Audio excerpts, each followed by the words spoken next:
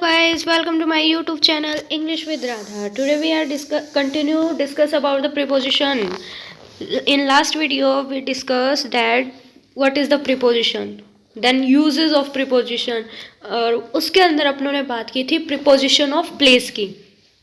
Preposition of place के लिए किन किन का यूज़ होता है और कैसे यूज़ होता है. तो आज अपन डिस्कस करेंगे कि प्रीपोजिशन ऑफ टाइम, टाइम के साथ प्रीपोजिशन का कैसे यूज़ होता है और कौन से प्रीपोजिशन का यूज़ होता है.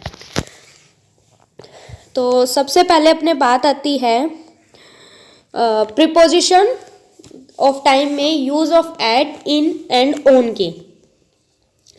इसमें अंदर अपन देखेंगे एट किस टाइम के लिए यूज़ होगा, इन किस टाइम के लिए यूज़ होगा, ऑन किस टाइम के लिए यूज़ होगा. तीनों के अंदर फिर एक कंपैरिजन पता चलेगा कि तीनों अलग अलग चीज़ के लिए यूज़ हो रहे हैं, पर अपन कैसे पता करें कि कौन सी चीज़ किसके लिए यूज़ होती है. देखते हैं. सबसे पहले अपन बात करते हैं एट. एट किसके लिए यूज़ होता है. It is generally use for a specific point of time. एक पॉइंट ऑफ टाइम के, एक स्पेसिफिक पॉइंट ऑफ टाइम के लिए यूज़ क्या होता है, एट. तो एग्जाम्पल देखते हैं. We buy lots of fruit at Diwali. Diwali क्या है, एक specific point out of time है. एक टाइम को अपनों ने, एक स्पेसिफिक टाइम को पॉइंट आउट किया है यहाँ, वो क्या है, दिवाली. तो एग्जाम्पल कह रहा है कि हम बहुत सारे फ्रूट खरीद के लाए हैं दिवाली पे, दिवाली के दिन. ये नहीं पता कि सुबह खरीद के लाए हैं, दोपहर को खरीद के लाए हैं, शाम को खरीद के लाए हैं, वट एवर एल्स. एक पॉइंट आउट तो मिल गया, एक स्पेसिफिक टाइम पीरियड को तो पॉइंट आउट कर दिया, दिवाली का दिन. अब बात करते हैं अपन in. In is a use for a point of period of time. In किसके लिए यूज होता है, एक पीरियड ऑफ टाइम के लिए, जिसके अंदर अपने को ये नहीं पता होता क्या टाइम है, किस टाइम है, टाइम पीरियड दिया जाता है. एग्जाम्पल देखते हैं. She always praise in the morning. In the morning एक टाइम पीरियड है. अपने को यहाँ से ये नहीं पता चल रहा आज की मॉर्निंग की, कल की मॉर्निंग, सुबह की मॉर्निंग, परसों की मॉर्निंग, या yesterday morning, tomorrow's morning, what ever else. अपने को ये नहीं पता चल रहा कि कौन सी मॉर्निंग. यहाँ एक पीरियड ऑफ टाइम दे दिया. क्या रहा है कि वो हमेशा सुबह के टाइम में प्रे करते हैं. चाहे सुबह के 7 बजे करे, चाहे सुबह के 8 बजे करे, चाहे सुबह के 11 बजे करे, 10 बजे करे, जब इसकी मर्जी. यहाँ अपने को एक पीरियड ऑफ टाइम दे दिया. ठीक है. अब अपन बात करते हैं ऑन की. ऑन किसके लिए यूज होता है. On it is use to indicate a specific day और टाइम. ऑन एक स्पेसिफिक डे और एक स्पेसिफिक टाइम पीरियड को इंडिकेट करता है. जो चीज़ जहाँ एक स्पेसिफिक डे को और एक स्पेसिफिक टाइम को इंडिकेट किया जाए, वहाँ ऑन यूज होगा. जैसे shop are closed here on Tuesday. यहाँ शॉप्स ट्यूसडे को बंद रहती है. एक डे, स्पेसिफिक डे को इंडिकेट किया है. अब एक टाइम का एग्जांपल है. तो shops are open here on 9 AM. यहाँ शॉप्स 9 AM तक खुलती है. एक स्पेसिफिक टाइम पीरियड आ गया. इन तीनों के बीच में अपने को एक कंपैरिजन मिला कि जो एट है वो एक स्पेसिफिक पॉइंट ऑफ टाइम के लिए यूज होता है, इन पीरियड ऑफ टाइम के लिए, और on indicate a specific day. एक स्पेसिफिक डे को इंडिकेट किया जाता है या टाइम को इंडिकेट किया जाता है. अपनों ने को ये समझ आया एट, इन, ऑन के अंदर क्या कंपैरिजन है, कहाँ यूज होते हैं. तो अपन बात करते हैं use of in and within की. Use of in and within. In it denotes at the end of a period of time in future. Future के अंदर एक पीरियड ऑफ टाइम के एंड को डिनोट करते हैं इन. Future के लिए, फ्यूचर में. तो अब देखते हैं. He will return in a week.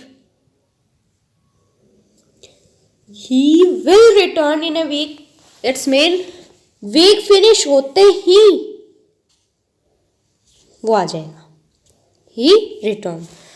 With in क्या डिनोट करता है? It denote at before the end of a period of time in the future. Future जो फ्यूचर पीरियड ऑफ टाइम है उसे खत्म होने से पहले ही के टाइम को डिनोट करने के लिए विद इन करता है, यूज होता है। तो अब इसका एग्जाम्पल देखते हैं। He will return within a week, वो एक वीक के अंदर आ जाएगा।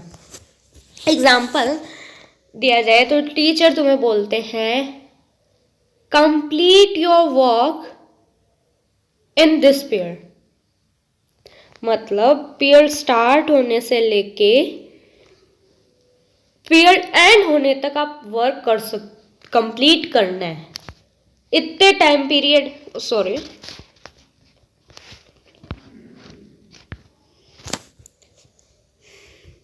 इतने टाइम पीरियड के अंदर आपको वर्क कंप्लीट करना है। इससे पहले भी आपसे ना पूछा जाएगा ना इससे बाद पूछा जाएगा। इस टाइम पीरियड जैसे ये पीरियड फिनिश होता है आपसे वर्क मांगा जाएगा। यहाँ इस चीज के लिए यूज होता है इन। और विद इन किस चीज के लिए यूज होता है कि बोल दिया जाए complete your work with in this period, मतलब इस पीरियड के अंदर लेक्चर स्टार्ट होने से लेके लेक्चर एंड होने के बीच में कभी भी आपको पूछा जा सकता है विद इन द पीरियड, मतलब बीच में भी पूछा जा सकता है। ये नहीं कि लेक्चर एंड होगा तभी आपसे पूछा जाए, लेक्चर एंड होने में पूछा जाए मतलब इन, और लेक्चर के अंदर ही पूछा जाए मतलब विद इन। ये डिफरेंस है। आगे अपन बात करते हैं use of since, for and from. ये सबसे ज्यादा इंपॉर्टेंट चीज है, use of since, for and from. Since का यूज कहाँ है, फॉर का यूज कहाँ है, फ्रॉम का यूज कहाँ है? सिंस, सबसे पहले बात करते हैं since. It is a use for point of time. Since point of time के लिए यूज होगा। फॉर कंपैरिजन करते हुए चलेंगे। It is a use for period of time. Use period of time के लिए जो फॉर है वो पीरियड ऑफ टाइम के लिए यूज होता है। सिंस पॉइंट ऑफ टाइम के लिए यूज होता है। और फ्रॉम पॉइंट ऑफ टाइम के लिए यूज होता है। सिंस और फ्रॉम दोनों पॉइंट ऑफ टाइम के लिए यूज होते हैं, बट दोनों में डिफरेंस क्या है? जो सिंस है वो सिर्फ परफेक्ट कॉन्टिन्यूस टेंस के साथ लगता है, बट फ्रॉम है वो सभी टेंस के साथ लगता है except perfect continuous. Then for तो अलग ही रहेगा। एक पीरियड ऑफ टाइम के लिए फॉर यूज होता है, वो भी परफेक्ट टेंस में, परफेक्ट कॉन्टिन्यूस टेंस में। अब एग्जाम्पल के अकॉर्डिंग देखते हैं। It has been running dash four AM. यहाँ एक टाइम पीरियड को बताया गया है। हैज बीन रनिंग ये फ्यूचर कंटिन्यूस टेंस है, प्रेजेंट फ्यूचर कंटिन्यूस टेंस है। 4 AM पॉइंट ऑफ टाइम है, सिंस आएगा। फ्रॉम क्यों नहीं आया? क्योंकि यहाँ फ्यूचर कंटिन्यूस टेंस है। अब फॉर देखते हैं। I have know him for many year. पिछले सालों, काफी सालों से इसे जानता हूँ या जानती हूँ। Many year period of time, for लगा। यहाँ इसका कम यूज होता है, परफेक्ट कॉन्टिन्यूस टेंस का कम यूज मायने रखता है, पर यहाँ पीरियड ऑफ टाइम ज़्यादा इंपॉर्टेंस दी जाती है। पीरियड्स ऑफ टाइम को ज़्यादा इंपॉर्टेंस दी जाती है फॉर में। और फ्रॉम का एग्जाम्पल देखते हैं। He begin to learn music from the age of 10। उसने 10 साल की उम्र में म्यूजिक सीखना शुरू किया। Begin to learn music simple past tense है। Age of 10 point of time है, फ्रॉम लगा दी। पॉइंट ऑफ टाइम आ गया, परफेक्ट कॉन्टिन्यूस टेंस नहीं है, परफेक्ट कॉन्टिन्यूस टेंस नहीं है, मतलब फ्रॉम आ जाएगा। यहाँ परफेक्ट कॉन्टिन्यूस टेंस था और पॉइंट ऑफ टाइम था, सिंस आएगा। ठीक है, जहां परफेक्ट कॉन्टिन्यूस टेंस है और पॉइंट ऑफ टाइम है वहां सिंस आएगा, जहाँ परफेक्ट कॉन्टिन्यूस टेंस नहीं है और पॉइंट ऑफ टाइम है वहाँ फ्रॉम आएगा। अब अपन बात करते हैं यूज ऑफ टिल और अनटिल एंड बाय। टिल और अनटिल एक ही बात है, दोनों का मतलब अप टू, उस तक। वेट टिल आई रिटर्न, हम वेट तब तक कर, वेट टिल आई रिटर्न, यहां कहा जा रहा है कि तुम तब तक रुको जब तक मैं आता हूं, तुम तब तक वेट करो जब तक मैं आता हूं। वेट अनटिल आई रिटर्न, इसका मतलब भी यही है, तब तक रुको जब तक मैं आता हूं, तब तक वेट करो जब तक मैं आता हूं। अब बाय का क्या यूज है? By mean not later than, इससे ज्यादा नहीं, इससे ज्यादा नहीं। तो एग्जाम्पल देखते हैं। I shall finish this work by next morning. I shall finish this work by next morning. Next morning तक मैं वर्क कंप्लीट कर लूँगा, नेक्स्ट मॉर्निंग से ज़्यादा टाइम नहीं, नेक्स्ट वीक से ज़्यादा टाइम नहीं लूँगा और तब तक मैं वर्क कंप्लीट कर लूँगा। It's mean that. Is it clear? आगे बढ़ते हैं, फिफ्थ यूज देखते हैं। फिफ्थ यूज क्या है? Use of before and after. Before means earlier than, after mean later than. Before मतलब पहले, आफ्टर मतलब later. You must reach the airport before 6 o'clock, 6 बजे से पहले तुम एयरपोर्ट पहुंच जाना। That's अगर यहाँ से आफ्टर 6 o'clock बोलते तो 6 बजे के बाद पहुंच जाना। She come after 9 AM, 9 AM के बाद आई। दोनों में कोई डिफरेंस नहीं है, बस इतना डिफरेंस है कि जो बिफोर है वो पहले के लिए यूज होता है, आफ्टर है वो बाद में के लिए यूज होता है। During, use of during, it express the idea of occurrence और situation through the specific period, एक स्पेसिफिक पीरियड के थ्रू आउट, के दौरान, किसी सिचुएशन या आइडिया ऑफ ऑक्यूरेंस को एक्सप्रेस करता है ड्यूरिंग। जैसे the sun give us light during the day, day time एक स्पेसिफिक पीरियड है, डे टाइम में जो सन है वो अपनों को लाइट देता है। दूसरा इसका यूज क्या कहता है? ड्यूरिंग का ही।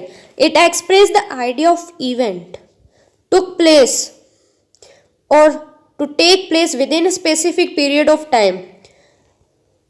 इसका ये ड्यूरिंग ये भी एक्सप्रेस करता है कि जो आइडिया ऑफ इवेंट कब हो रहा है और किस स्पेसिफिक पीरियड टाइम के अंदर हो रहा है, उसे भी ड्यूरिंग ही बताता है। तो जैसे I shall visit you during vacation, vacation एक स्पेसिफिक पीरियड ऑफ टाइम हो गया, उस दौरान मैं विजिट करूंगा तुम्हें। तो ड्यूरिंग का मतलब यही है, ड्यूरिंग एक स्पेसिफिक पीरियड ऑफ टाइम ही है और वो situations, specific period of time के सिचुएशन को एक्सप्रेस करते हैं। यस, एक स्पेसिफिक इवेंट होता है, एक इवेंट होता है एक स्पेसिफिक पीरियड ऑफ टाइम के लिए, वहां ड्यूरिंग का यूज होता है। अब लास्ट पॉइंट इस चीज का क्या है? Use of through and throughout. Through का मतलब it's means passing from one end to another. It means passing from one end to another, मतलब एक पॉइंट से दूसरे पॉइंट तक डायरेक्टली पास करना। She nursed me through my long illness, इसने मुझे नर्सिंग की, मेरी इलनेस जो लंबी इलनेस थी, मतलब मेरी इलनेस शुरू होने से लेके मेरे इलनेस खत्म नहीं हुई तब तक मुझे इसने नर्सिंग की। अब थ्रू आउट का देखते हैं। थ्रू आउट से डैट इट मीन्स इन और into every part of something, मतलब food was scarce throughout the war.